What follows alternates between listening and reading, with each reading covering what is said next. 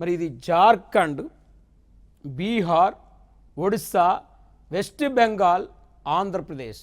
అంటే మనం జనరల్గా ఒక్కసారి ఇలా తీసుకుంటే ఇలా భారతదేశాన్ని ఇక్కడ మనకు బీహార్ కానీ, జార్ఖండ్ కానీ, ఇది ఒడిస్సా కానీ, ఇక్కడ మనకు వెస్ట్ బెంగాల్ కానీ, ఇక్కడ ఆంధ్రప్రదేశ్ రాష్ట్రాలు ఇక్కడ చూస్తే ఇక్కడ ఇది బీహారు, వెస్ట్ బెంగాల్, జార్ఖండ్, ఒడిస్సా, ఈ ఆంధ్రప్రదేశ్ ఇదంతా కూడా తూర్పు.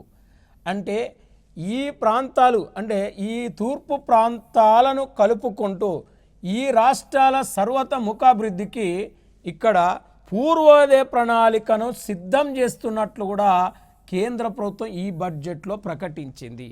పూర్వోదయ ప్రణాళికల ద్వారా ఈ రాష్ట్రాల యొక్క స్థితిగతులను మార్చేస్తామని 2024 బడ్జెట్లో కేంద్ర ప్రభుత్వం అనౌన్స్ చేసింది.